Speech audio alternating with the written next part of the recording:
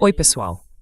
Hoje é sábado, 2 de maio de 2026, e o nosso querido amigo e irmão, o professor Sayed M. Marandi, está aqui com a gente.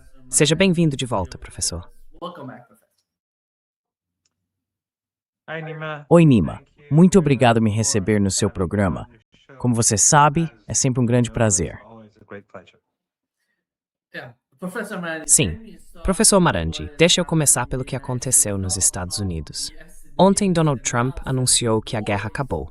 Neste momento, não há mais guerra. E ele disse isso, né? Tá bom, então vamos tirar férias. Acho que isso já diz tudo. Por hoje chega, a gente se vê na semana que vem.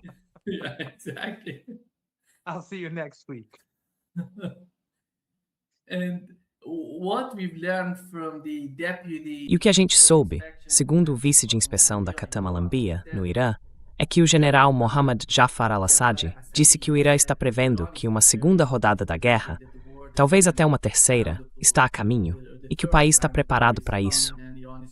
Houve propostas, conversas ou algum tipo de mensagem trocada entre Teherã e Washington, e a gente também soube que o Irã chegou a enviar uma proposta final. Qual é a situação agora em relação à guerra? E o Irã realmente espera uma nova rodada de confrontos?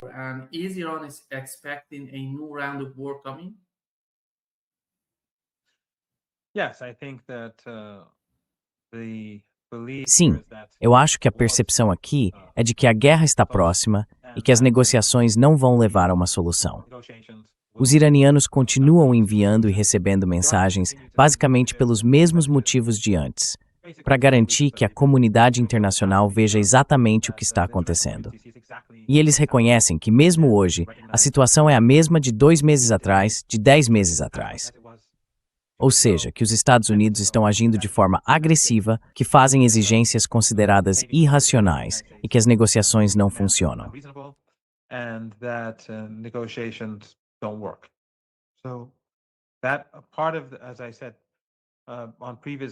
Como eu já disse em outras ocasiões, parte do motivo pelo qual o Irã negocia é para que a opinião pública mundial e também a iraniana fiquem convencidas de que os iranianos fizeram o que podiam. Já os americanos, ninguém acredita em uma palavra do que eles dizem. Os iranianos vêm se preparando para a guerra. O eixo da resistência vem se preparando para a guerra. Iêmen, Iraque, todos estão se preparando para a guerra e para uma escalada. Então, existe a possibilidade de que, em algum momento, haja negociações. Existe a possibilidade de que Trump escolha uma saída, mas essa não é a lógica aqui inteira.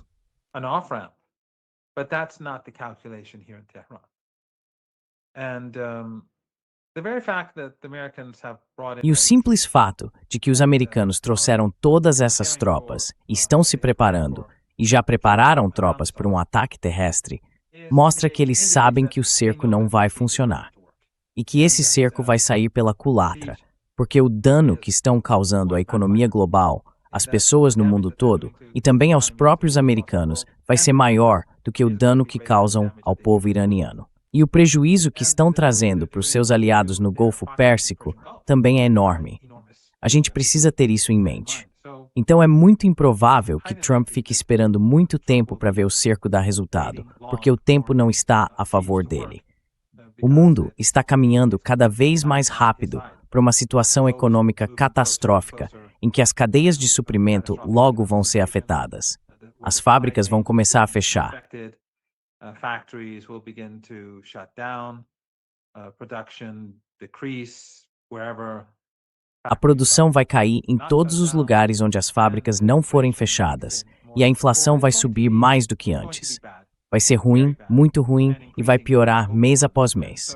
Por isso eu acho que diante de tudo isso, o Trump vai apostar. Ele vai fazer a maior aposta da história contemporânea dos Estados Unidos. De longe, na esperança de que de alguma forma consiga derrotar o Irã. Mas ele não vai conseguir. Ele vai causar um grande estrago. Vai matar mais crianças, mais civis. E claro, a elite política do Ocidente não se importa com as mulheres e as crianças iranianas. Mas nesse processo, ele vai acabar destruindo o que restar dos regimes despóticos no Golfo Pérsico. What's left of the despotic regimes in the Persian Gulf, he will destroy Ele vai destruir a já destruída imagem do regime israelense, como se fosse um complexo militar invencível, ou um castelo impossível de ser rompido ou invadido. Eu acho que essa aposta vai acabar sendo o fim da presença dos Estados Unidos na Ásia Ocidental, e será o começo do fim do regime israelense. Não que o regime vá cair amanhã, mas quando o império desmoronar, quando o Ocidente desmoronar, o poder e a autoridade do regime israelense de matar impunemente e de se sustentar como fazia antes vão diminuir, porque é um regime totalmente dependente.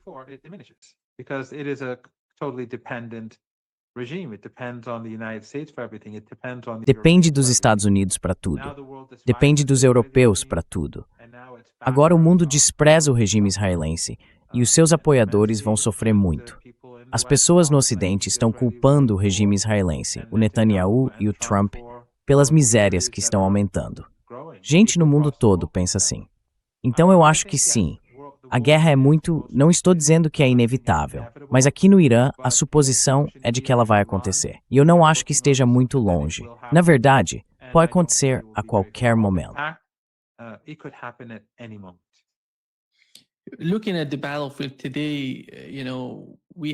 Olhando para o campo de batalha hoje, a gente tem 3 porta-aviões na região. E parece que o Gerald Ford está deixando a área e voltando para os Estados Unidos por causa das dificuldades, dos problemas que eles vêm enfrentando até agora. E, professor Marandi, a gente ouviu de comandantes iranianos que o Irã tem algumas surpresas para os Estados Unidos caso comece uma nova rodada de guerra. Isso seria em relação às capacidades do Irã. Quer dizer, as capacidades ofensivas ou defensivas do Irã. O que exata?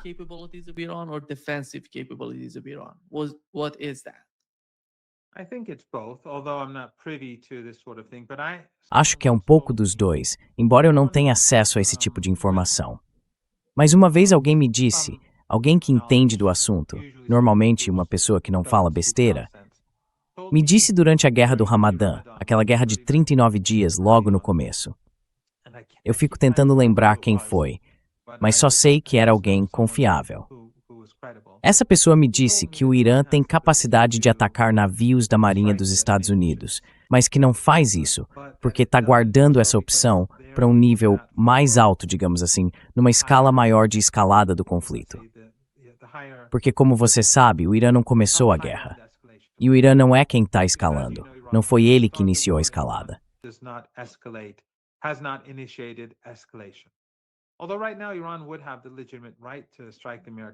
Embora neste momento o Irã tenha o direito legítimo de atacar os americanos, porque o cerco é um ato de guerra.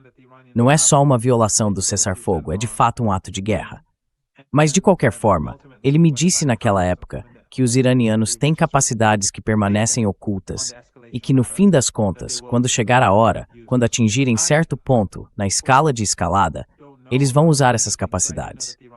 Eu, claro, não sei de muitas coisas, mas sei que os iranianos vêm se preparando nas últimas semanas. E, além disso, o clima está favorecendo o Irã. Estamos no mês de maio, e maio é um mês de transição na região do Golfo Pérsico e na Península Arábica.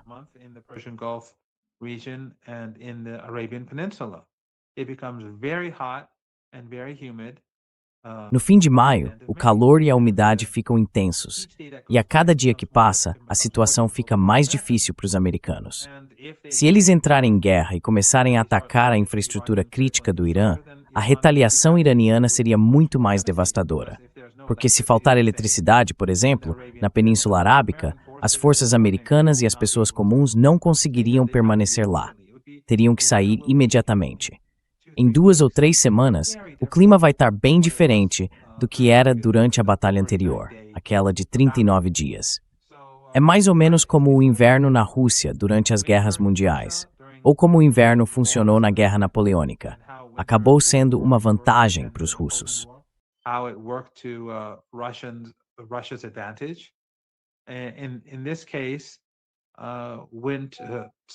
Nesse caso, o verão joga a favor do Irã. E a gente está chegando rápido nessa estação, justamente quando as consequências catastróficas do cerco de Trump ao Golfo Pérsico e ao Estreito de Hormuz começam a ficar cada vez mais visíveis para os países do mundo todo. Não é uma boa situação para os Estados Unidos. A população iraniana está unida. E Trump e sua equipe estão em apuros. A gente vê como as elites entre os democratas estão atacando Trump. Dá para ver também como a sociedade está profundamente irritada com a situação atual. Eu não vejo um caminho em que Trump, com essa grande aposta dele, consiga escapar de uma catástrofe. O faraó, ele vai cair.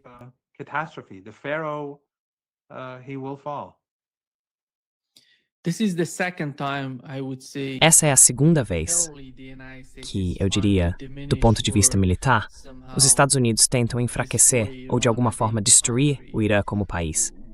A primeira vez foi logo depois da Revolução, com a Guerra do Iraque. Agora é a segunda vez que estão atacando diretamente, estão atacando o Irã. A gente sabe o que está acontecendo.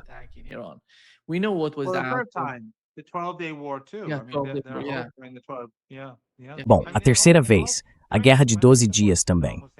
Quer dizer, em todas as situações, quando eles apoiaram Saddam Hussein em 1980, foi para destruir o Irã. A Guerra de 12 Dias foi para destruir o Irã. E agora essa guerra que continua, porque a Guerra do Ramadã ainda está em curso, o cessar-fogo, na verdade, é só uma continuação da guerra. O cerco contra o Irã é um ato de guerra. O embarque forçado de navios também são atos de guerra. É pirataria. E o Trump, claro, a gente viu ele basicamente admitir que as tropas dele são piratas. Então são soldados de Epstein também, mas são piratas. De qualquer forma, isso já dura há 47 anos. Mas eu acho que o império foi longe demais. O Irã superou o Trump em muitos aspectos, mas tudo começou bem antes disso.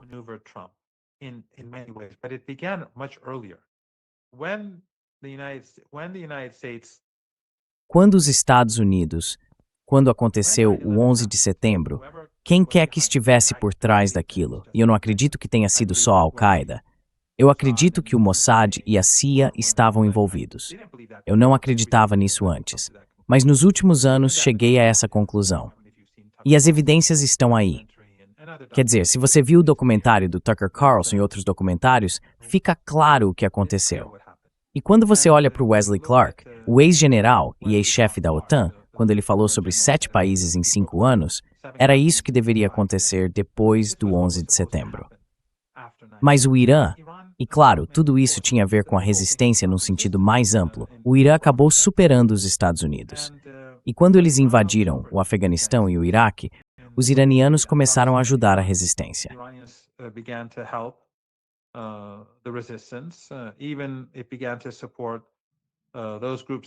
Chegou ao ponto de apoiar grupos que, na verdade, nem gostava tanto assim, mas achava que os Estados Unidos eram o mal maior, o pior de todos.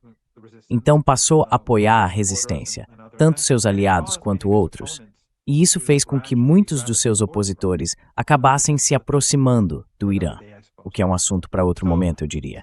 Trilhões de dólares foram desperdiçados no Iraque, trilhões desperdiçados no Afeganistão, e os Estados Unidos, claro, envolvidos numa guerra suja na Síria, onde infelizmente muita gente acabou servindo de idiota útil. Nessa guerra contra o povo sírio, nessa guerra dos Estados Unidos e de Israel contra o povo sírio. Mesmo assim, os iranianos conseguiram, de forma geral, desgastar o império, e o Irã se manteve firme no eixo da resistência.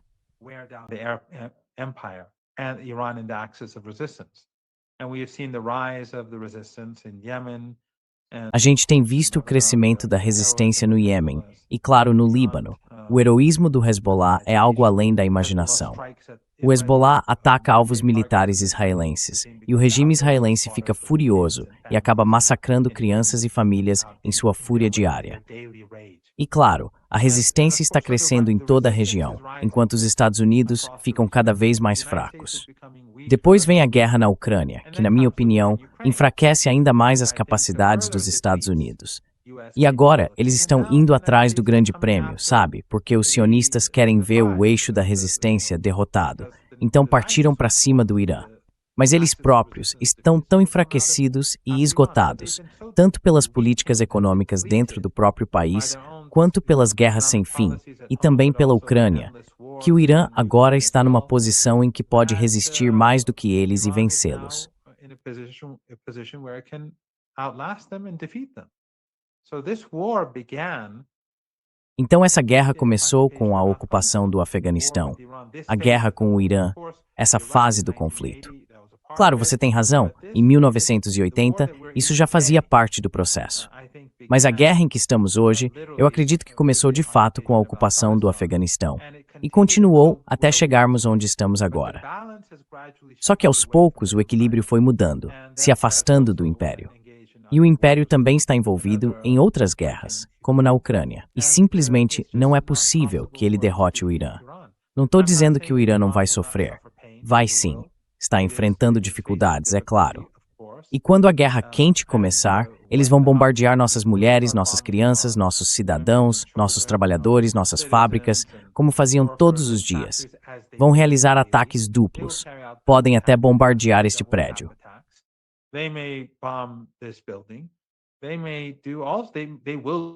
Eles vão tentar de tudo, mas não vão vencer.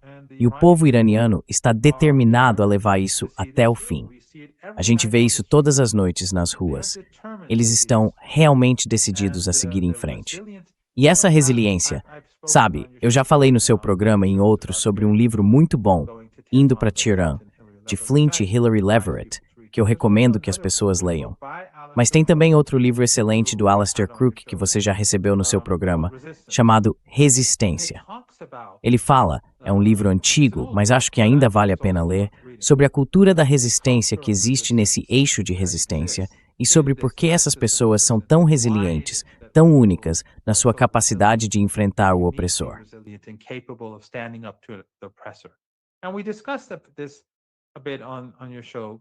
A gente já falou um pouco sobre isso no seu programa antes, em algumas ocasiões, mas eu acho que é um bom livro para ler. Então, apesar da dor, da dificuldade e de todo o sofrimento, eu não tenho dúvida de que os Estados Unidos vão fracassar. Porque, sabe, os americanos e o regime, com toda a sua arrogância, esse sentimento de excepcionalismo e, claro, a crença sionista de que são uma raça superior ou que são os mestres superiores ao resto de nós, eles subestimam a humanidade, subestimam as pessoas comuns e subestimam o eixo da resistência mais do que qualquer outro. E é isso que vai levar à queda deles.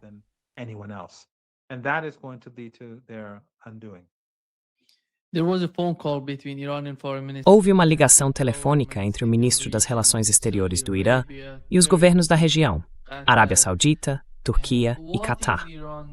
O que o Irã está tentando dizer a esses países, ou comunicar? Porque parece que o Irã está contando a eles o que está acontecendo entre o Irã e os Estados Unidos. Mas qual é o objetivo desse tipo de comunicação por parte do Irã?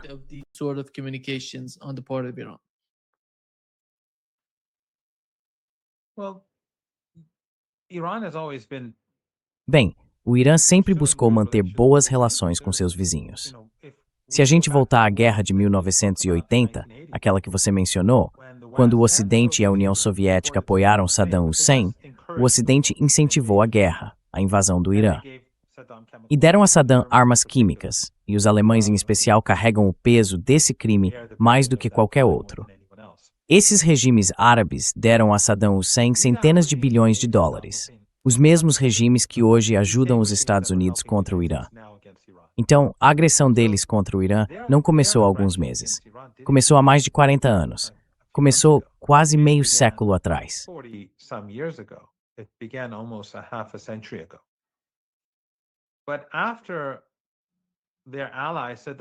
Mas depois que o aliado deles, Saddam Hussein, se voltou contra eles e invadiu o Kuwait, de repente começaram a buscar uma relação melhor com o Irã. E o Irã perdoou e as relações se normalizaram.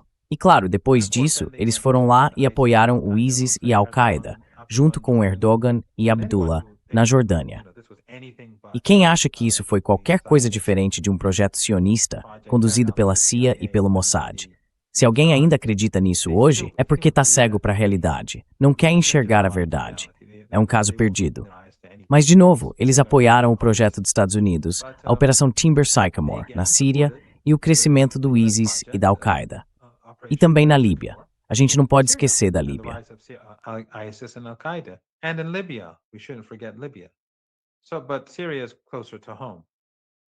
Mas a Síria é mais próxima de casa. Então, eles vêm colaborando com seus senhores contra o Irã há décadas. Só que os iranianos estão sempre tentando convencê-los a mudar de rumo. Mesmo hoje, se eles decidissem, se os kuwaitianos, os sauditas, o regime do Bahrein, o regime dos Emirados e o regime do Catar, se todos se sentassem juntos e divulgassem uma declaração dizendo: nós não permitiremos que os Estados Unidos usem nosso território, nosso mar ou nosso espaço aéreo contra os iranianos, a guerra acabaria.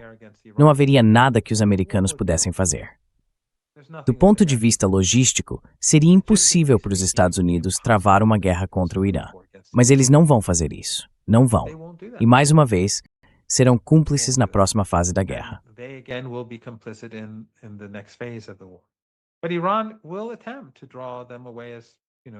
Mas o Irã vai tentar afastá-los, de qualquer forma possível, do campo americano.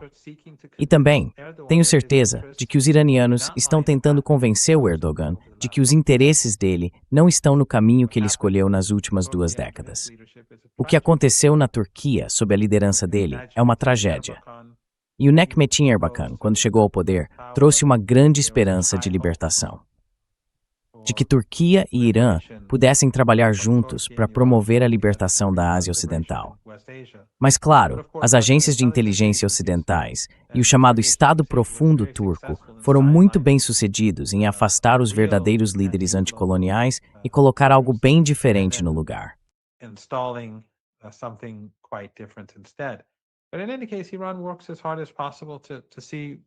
Mas, de qualquer forma, o Irã faz o máximo possível para ver onde pode promover mudanças junto a esses países da região. No fim das contas, a ameaça do sionismo representa um perigo maior para eles do que para o próprio Irã. Se alguém olhar o mapa, vai ver que são a Síria, o Líbano, a Jordânia, a Arábia Saudita, o Iraque, a Turquia e o Egito que estão diretamente ameaçados pelo regime israelense. Mesmo que o regime israelense conseguisse criar a chamada Grande Israel, do Eufrates até o Nilo, o que não vai acontecer, e nós não vamos permitir que aconteça. Mas mesmo que conseguisse, ainda assim, isso não faria do Irã um vizinho direto. Então, esses regimes estão muito mais ameaçados do que o Irã. E todos eles ouviram o embaixador dos Estados Unidos dizer que se o regime israelense tomar toda a região, tudo bem. Essa é a política do Ocidente.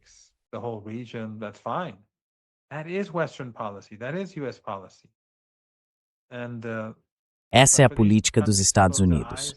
Mas esses países fecharem os olhos, o Erdogan buscar suas ambições pessoais egoístas e outros líderes pensarem que, bom, se um dia tomarem meu país, eu tenho meus bilhões guardados em algum lugar no Ocidente e meus palácios lá, então é só pegar um avião e ir embora. Essa é basicamente a mentalidade deles. Mas o Irã vai continuar tentando fazer esses países mudarem de rumo. É como negociar com os americanos.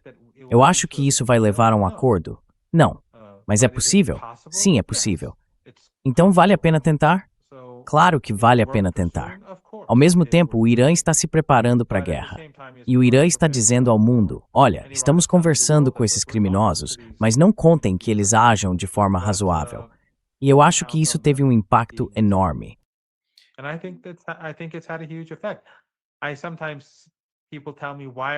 Às vezes as pessoas me perguntam: por que estamos negociando? Por que o Irã está apresentando novas propostas? Isso é sinal de fraqueza. Eu acho que já passamos dessa fase de mostrar fraqueza, quer dizer, eu concordo que no passado a gente demonstrou boa vontade e isso foi visto como fraqueza. Eu fui contra muita coisa que fizemos, muita coisa mesmo, inclusive durante as negociações do JCPOA, o Acordo Nuclear de 2015. Sempre fui contra mostrar boa vontade aos Estados Unidos de um jeito que pudesse ser interpretado como fraqueza, porque é assim que eles enxergam a boa vontade. Quero dizer, se o Irã demonstra boa vontade com seu país, o país onde você vive, o Brasil, talvez ofereça um desconto em alguma coisa ou dê uma concessão a uma empresa brasileira. E aí os brasileiros vão dizer, bom, o Irã é nosso amigo, vamos fazer algo juntos.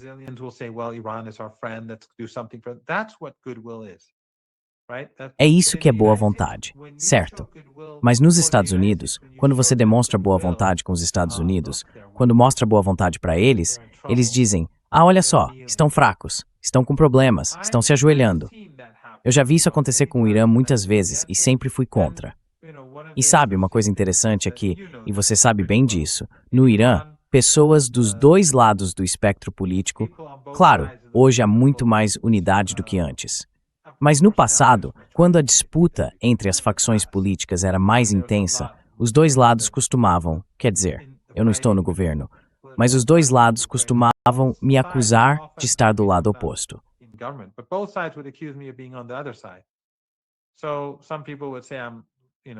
Algumas pessoas diriam que eu sou liberal, e outras diriam que ele é linha dura. E aí, alguns acabariam me acusando de ser linha dura por fazer essas críticas. Eu não acredito que neste momento o Irã esteja mostrando qualquer sinal de fraqueza. O Irã está firme. O Irã está se preparando para a guerra. Seus aliados também estão prontos para a guerra. As pessoas estão nas ruas. Mas no fim das contas, a gente não quer que o mundo pense que somos nós que vamos começar uma guerra. Não queremos que as pessoas passem a achar que o Irã é o problema, porque a mídia ocidental e as elites ocidentais são muito boas em inverter as coisas. Elas transformaram o povo palestino no lado culpado durante um ano inteiro, no genocídio em Gaza, um ano inteiro.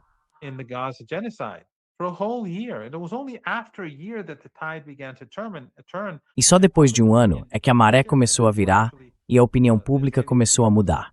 Aí, aos poucos, o regime israelense teve a sua imagem destruída. Mas por muito tempo, era como se nós fôssemos poucos, sabe? Poucos os que defendiam os gazenses e os palestinos em Gaza e que criticavam o regime genocida. Não poucos em número, mas falando de forma relativa. Então agora, eu não vejo o Irã demonstrando nenhum sinal de fraqueza. O Irã está pronto para a guerra. Ele se preparou. E eu acho que o Irã tem a comunidade internacional do seu lado. Não os governos, mas as pessoas.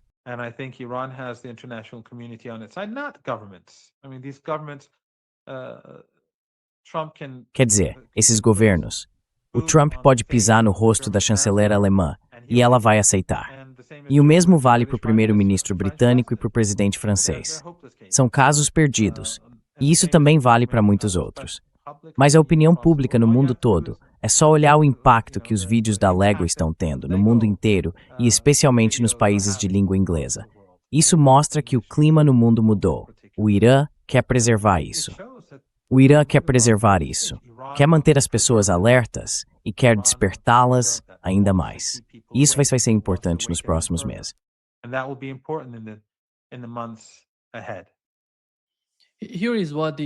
Aqui está o que o secretário do Tesouro dos Estados Unidos divulgou.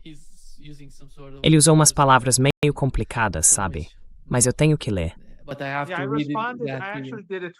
Na verdade, eu fiz um tweet há poucos minutos, tipo uns 5 minutos antes do nosso. Eu vi aquele tweet e pensei, você é a cobra, mas está ficando sem veneno.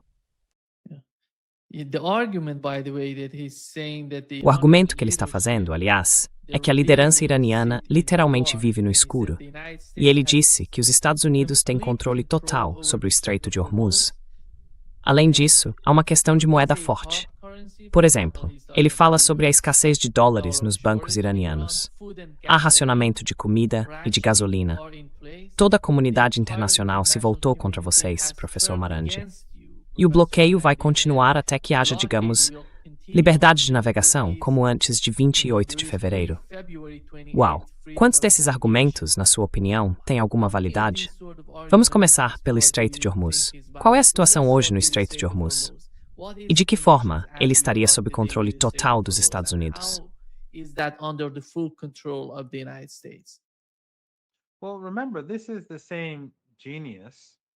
Bom, lembra que esse é o mesmo gênio, ou essa cobra, porque ele comparou os iranianos a cobras. Então, essa cobra que já está ficando sem veneno, essa cobra brilhante, ele dizia que a gente estava permitindo que o Irã vendesse seu petróleo e com isso estávamos prejudicando e enfraquecendo o Irã. Agora ele diz que não vai deixar o Irã vender seu petróleo e com isso também está enfraquecendo o Irã. Então, essa é uma parte de todo o argumento dele. A segunda é que ele também está impedindo que o Estreito de Hormuz fique aberto para o resto do mundo. E isso vai causar uma turbulência econômica global. A gente precisa fazer uma distinção entre o Irã e o resto do mundo, no sentido de como a economia iraniana funciona.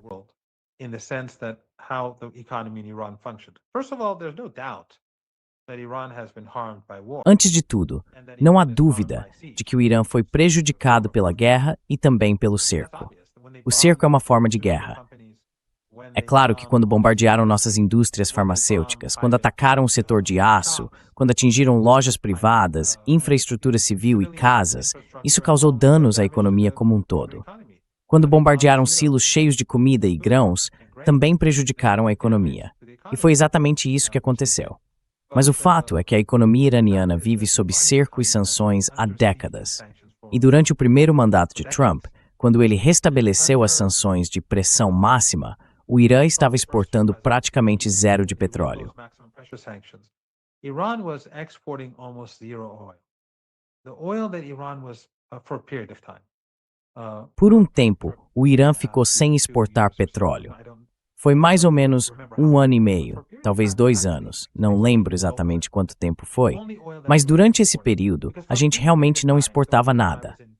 O único momento em que houve alguma exportação, e também a única vez em que eu trabalhei com o governo, foi quando o presidente do parlamento, o Dr. Larijani, que era o presidente do parlamento naquela época, me chamou. Eu o encontrei uma vez e disse a ele que, na minha opinião, a relação do Irã com a China não estava boa e que ele deveria ir até lá. O governo Rouhani tinha feito um trabalho ruim nesse aspecto e o relacionamento tinha se deteriorado. Enfim, resumindo, ele decidiu ir à China e me pediu para acompanhar a delegação.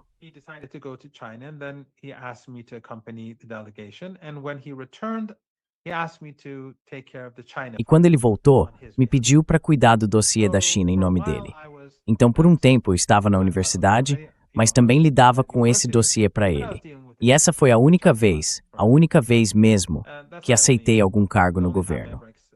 Mas, na verdade, eu até posso dizer que nem estava no governo naquela época, porque eu disse, vou fazer isso de forma voluntária, não quero nenhum cargo oficial. Então, eu fiz isso só por ele. Uma pessoa muito inteligente, muito correta, muito educada, muito polida, muito bem instruída. E o que ele fez durante o período de transição, depois do martírio do Ayatollah Khomeini, vai ser lembrado nos livros de história.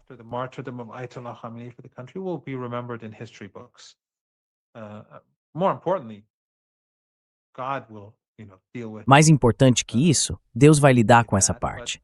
Mas os livros de história vão lembrar do heroísmo dele e do papel que ele teve naqueles dias tão delicados. De qualquer forma, a gente não estava... Quer dizer, o único petróleo que a gente exportava era para a China. E nem recebia pagamento por isso, porque era para quitar nossa dívida. Eram projetos que eles tinham feito no Irã e o Irã tinha prometido pagar com petróleo. Então, na prática, não era nada. Durante um bom tempo, quase nenhum petróleo iraniano foi exportado em troca de dinheiro, ou algo assim. Além disso, as indústrias do Irã foram construídas partindo da ideia de que o país estaria sob sanções. Então a gente não depende dessas cadeias globais de suprimentos. As indústrias são locais.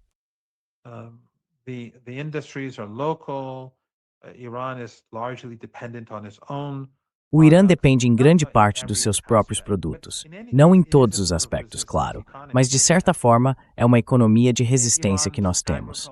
A agricultura iraniana supre, eu diria, mais ou menos 90% das necessidades do país. E este ano tivemos um período bem melhor. Depois de 5 anos de seca, finalmente choveu bem. Então a situação deve melhorar bastante agora. Isso vai ser muito útil nesses tempos difíceis. O que eu quero dizer é o seguinte: vai ser difícil. Já é difícil. Vai continuar sendo difícil. E vai ficar ainda mais difícil. Mas o Irã tem uma capacidade de resistência muito maior do que outros países que nunca passaram por sanções e que agora vão ter que lidar com escassez de todo tipo.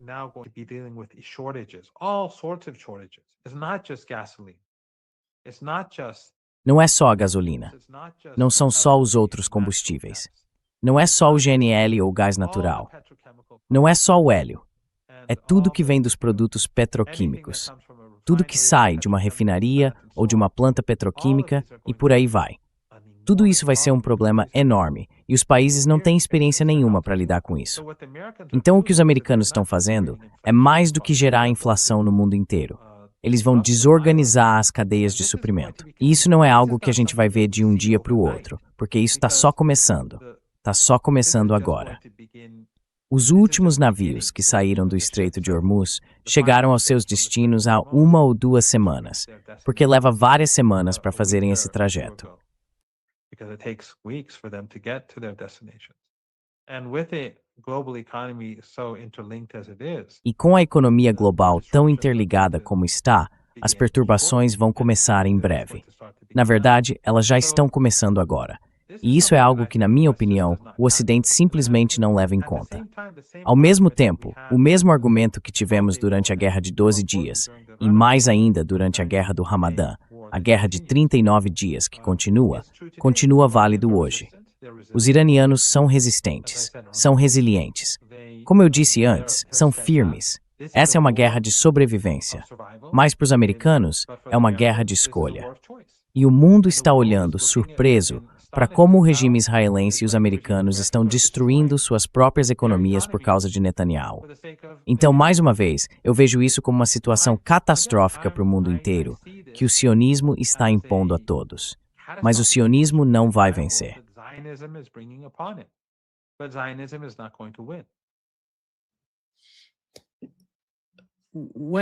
Quando a gente olha para a situação do bloqueio, professor Marandi, o senhor mencionou as dificuldades. Antes de você continuar, guarda essa pergunta. Eu só quero acrescentar uma coisa. Isso é muito parecido com aquele argumento de o Irã está em desordem. A liderança, sabe, eles sempre falam das divisões. E claro, existem cerca de 90 milhões de iranianos. Então eu sempre digo que não há divisões, pelo menos não no sentido de que eles estão falando. Mas existem divisões entre os políticos no Irã, ou entre especialistas em política externa, ou em assuntos militares e de segurança. Claro que existem, com certeza. Mas no fim das contas, no Irã existe um processo, existe uma constituição.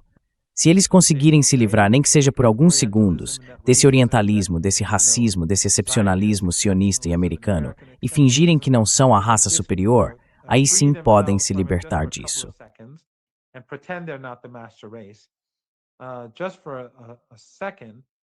Por um instante, eles entenderiam que existe um processo político sofisticado no Irã. Nós temos uma constituição.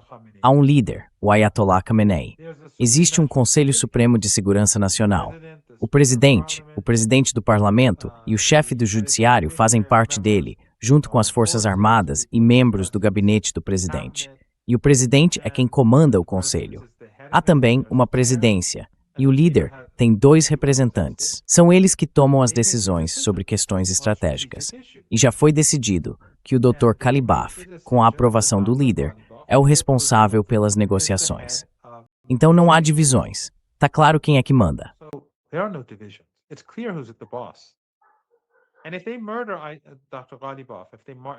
E se eles matarem o Dr. Ghalibaf?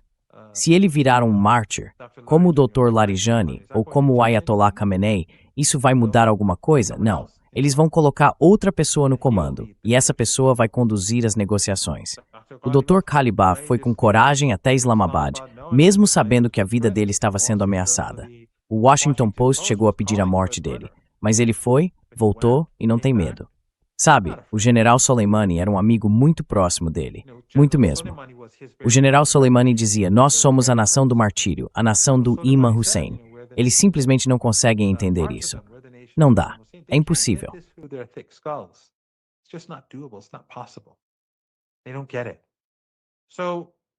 Eles não entendem. Então o Dr. Ghalibaf é quem está no comando. Onde é que está a desordem? Quando ele foi a Islamabad, não fez nenhuma ligação. Foi o Vance, que você sabe, estava cercado por 2 agentes do Mossad, agentes israelenses, e teve que fazer 10, 11, 12 ligações ao longo do dia. Ele não tinha nenhum mandato. E claro, generais americanos estão sendo afastados e o secretário da Marinha foi removido. Então onde está a desordem? Agora, quando a gente fala da economia, será que a economia do Irã vai entrar em colapso? É claro que a economia está enfrentando grandes dificuldades. É claro que está sendo doloroso. E claro, quando eles bombardeiam, como eu disse, quando bombardeiam fábricas farmacêuticas, é óbvio que vai faltar remédio. Esse era o objetivo.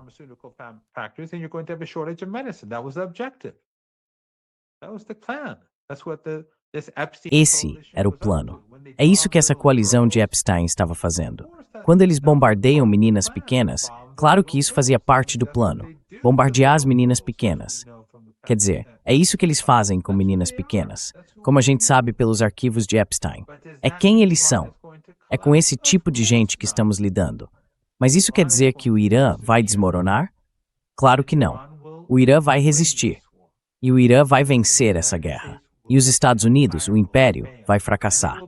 E isso vai acabar beneficiando os americanos comuns, porque eles vão se libertar dessa classe sionista sombria, ligada a Epstein, que domina sobre eles. Espero eu. Então o que eu estava dizendo, basicamente, é que quando eles falam que no Irã existem divisões,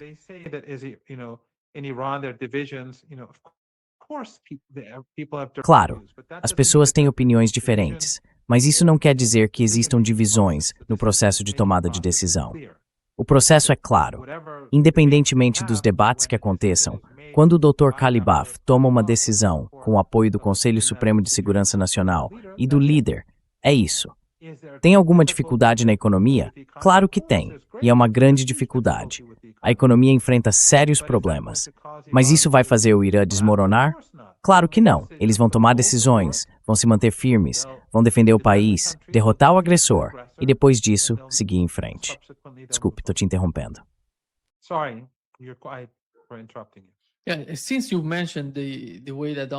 Já que você mencionou a forma como o Donald Trump tem falado sobre a liderança, ontem ele disse, literalmente, que existem 2 ou 3 grupos diferentes no Irã, que eles estão brigando entre si, e que ninguém sabe direito quem é responsável pelas decisões, sabe? Pela estratégia principal do Irã. Mas olha só o que o jornal Jerusalem Post publicou. Eles disseram que Pezeshkian e Ghalibaf querem demitir o ministro das Relações Exteriores do Irã, porque ele estaria trabalhando para a Guarda Revolucionária, em vez de seguir as orientações. E quem é a fonte dessa matéria no Jerusalem Post? É o Iran International. E, sinceramente, é impressionante o ciclo que eles criaram com esse tipo de propaganda em que vivem.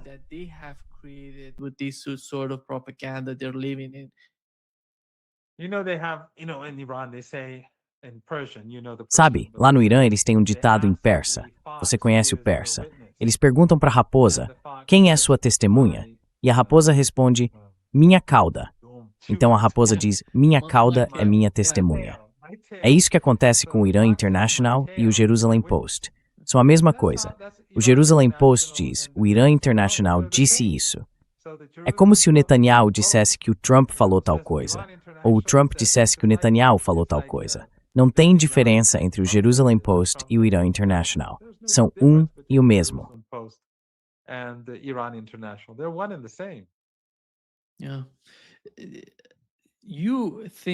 Sim, professor Marandi, a gente sabe que a proposta iraniana basicamente tem 3 etapas.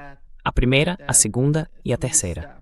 Na versão mais recente, aquela que os Estados Unidos estão discutindo, existe algum tipo de mudança nesse plano, pelo que o senhor sabe?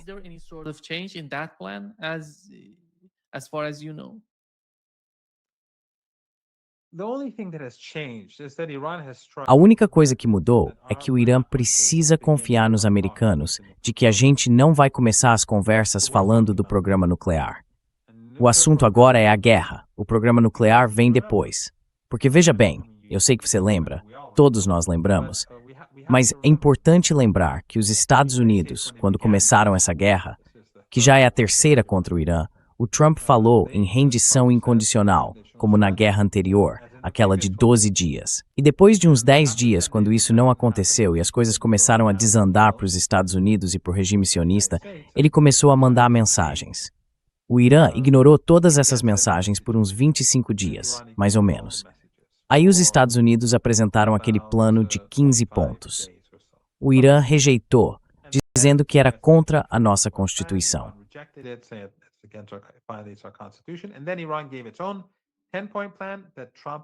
E aí o Irã apresentou o próprio plano de 10 pontos, que o Trump acabou aceitando na sua tentativa desesperada de conseguir um cessar-fogo. Ele aceitou aquilo como uma base para negociações. Agora, alguns diriam que o Irã não deveria ter aceitado o cessar-fogo justamente porque ele estava desesperado. Mas nós também temos nossos próprios cálculos. também precisamos nos preparar para a próxima fase. Além disso, foi uma derrota humilhante para o Trump aceitar o plano iraniano de 10 pontos. E o Irã vai garantir que isso continue sendo o ponto central das negociações. Então, quando americanos e iranianos começaram a trocar mensagens sobre o cessar-fogo, essa era a prioridade máxima. E claro, os americanos violaram o acordo. Netanyahu bombardeou pesadamente Beirute para garantir que o cessar-fogo não funcionasse.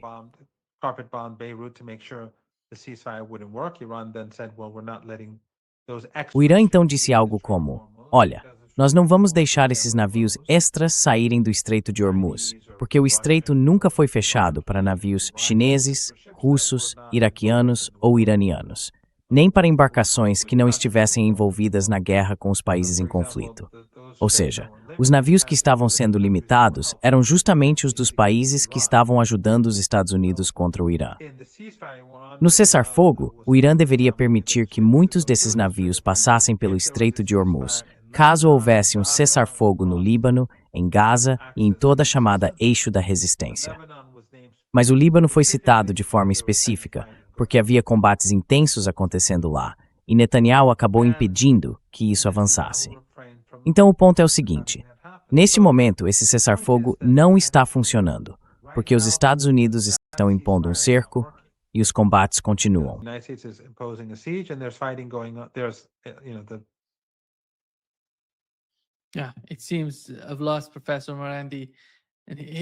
Parece que eu perdi o contato com o professor Marandi, mas ele deve voltar em um minutinho. Enquanto isso, quero levantar uma questão para você, porque eu também quero falar sobre a situação no Líbano. Agora há pouco saiu uma notícia de última hora do Gas Buddy, dizendo que o preço médio da gasolina nos Estados Unidos chegou a $4,45. Essa é a nova realidade. E é por isso que o Irã, na minha opinião, não está sentindo nenhuma pressa em encerrar o conflito. O Irã sabe muito bem como essas sanções funcionam, ou têm funcionado até agora. A economia vem sofrendo há muito tempo. A economia iraniana e o povo iraniano já estão acostumados a esse tipo de pressão. E aqui está o professor Marandi de volta com a gente.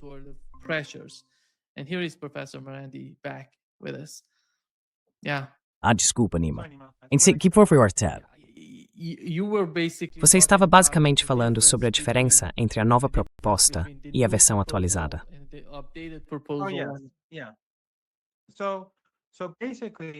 Então, basicamente, a gente não tem um cessar-fogo. Isso precisa ser resolvido por causa do cerco. Mas depois disso vem o plano de 10 pontos. Certo, a questão nuclear. E o Irã disse: a gente não vai negociar a questão nuclear. Podem dizer o que quiserem. Então essas reportagens na mídia ocidental dizendo que o Irã concordou com, 3 anos ou 5 anos, ou seja lá quanto for, de suspensão do enriquecimento nuclear, tudo isso é bobagem. O lado iraniano não disse nada em Islamabad. Quem falou foram os americanos, não os iranianos.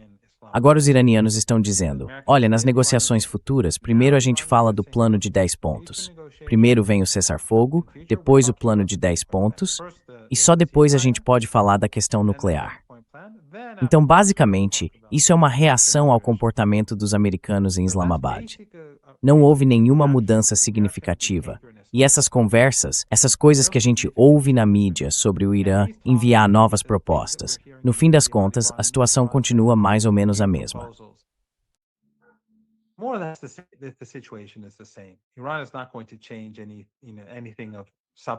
O Irã não vai mudar nada de substancial. Nada importante vai ser tirado ou colocado na mesa.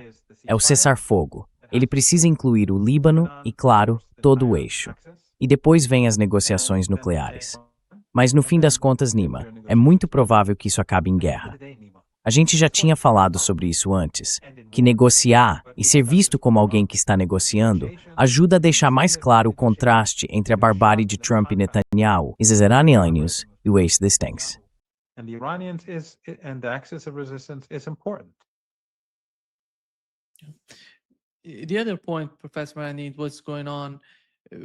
Professor, o outro ponto é o seguinte: o que está acontecendo no sul do Líbano?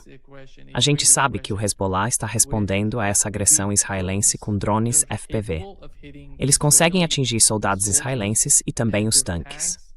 E basicamente Israel já retirou 3 brigadas da região sul do Líbano até agora, porque está vendo como o Hezbollah consegue acertar os alvos. A pergunta é, o quão longe o senhor acha que estamos disso? Ainda não temos um cessar-fogo, mas é algo parecido com o que vimos em 2024. Algo nesse sentido. Israel está atacando.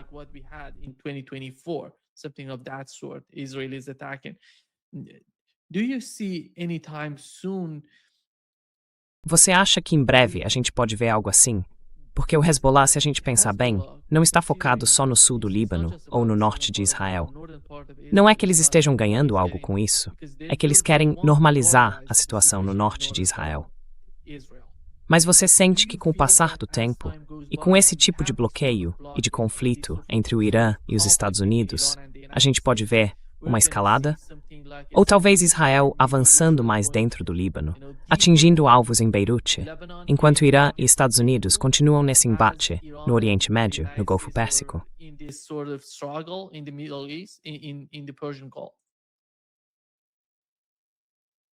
Well, the Israeli regime is in a quagmire. Bom, o regime israelense está numa situação complicada.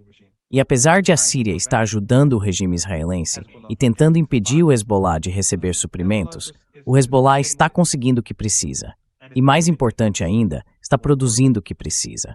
Mas sim, está conseguindo o que precisa. Então, a traição do regime sírio à causa palestina e à causa da libertação em geral é algo claro para todo mundo.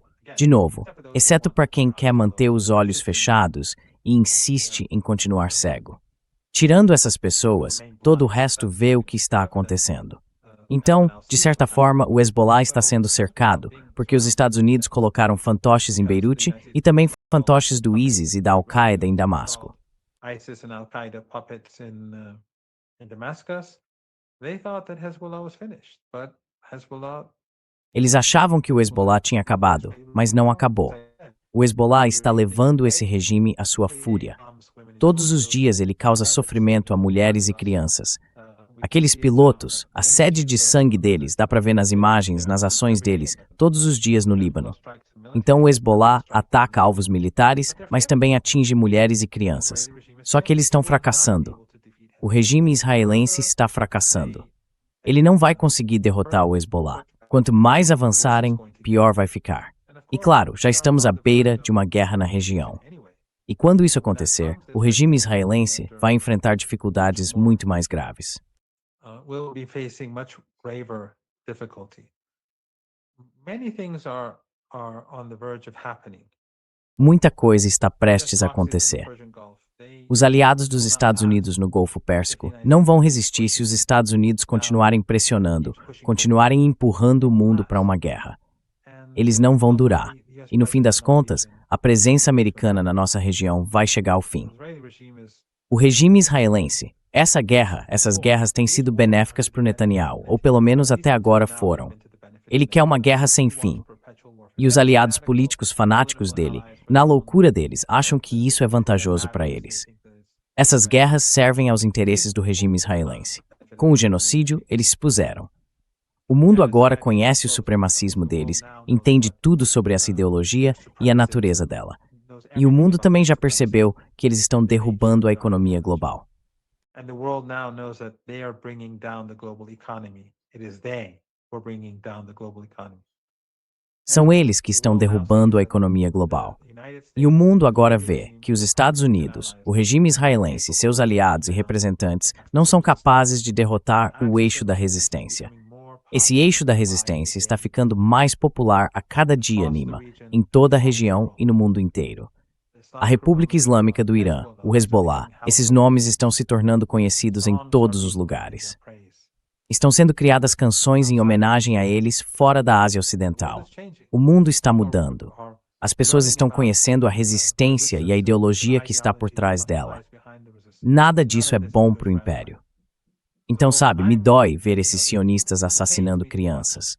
Me dói ver pilotos americanos e israelenses massacrando crianças e destruindo a vida de tantas pessoas. Mas eu tenho esperança de que esse capítulo sombrio da história humana vai, no fim das contas, chegar ao fim.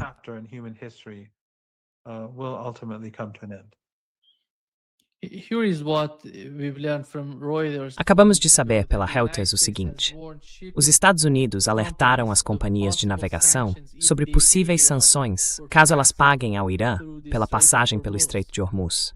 E o Irã está recebendo, porque eles estão comentando sobre isso. Se esses pagamentos forem feitos como doações ou de forma indireta, mesmo esse tipo de pagamento não é aceitável.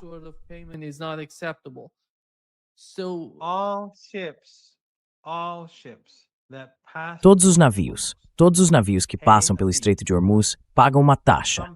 Alguns de países amigos pagam menos. Os que não são, os que não têm sido amistosos e ajudaram o regime americano genocida, pagam mais. Cada um deles paga uma taxa. Se o navio se recusar a pagar, pode ficar no Golfo Pérsico.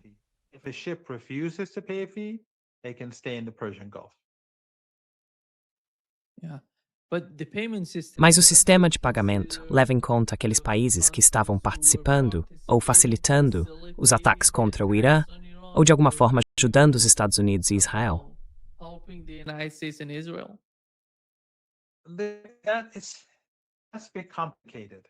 Isso é um pouco complicado, porque, por exemplo, pode acontecer de um país que comprou esses produtos de um desses 5 regimes estar agora se afastando ou querendo adotar políticas diferentes. Então, eles estão negociando. Existem países que não fazem parte desse genocídio, dessa coalizão obscena. Já os sauditas, os Emirados e os outros, todos fazem parte dessa coalizão obscena, só que como parceiros menores. E alguns países que fingem ser neutros também são parceiros menores. Mas o Irã fecha os olhos para esses casos.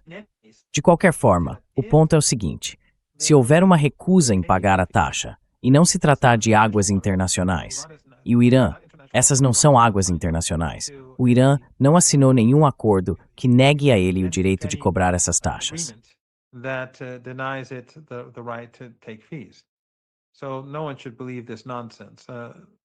Então ninguém deveria acreditar nessa bobagem.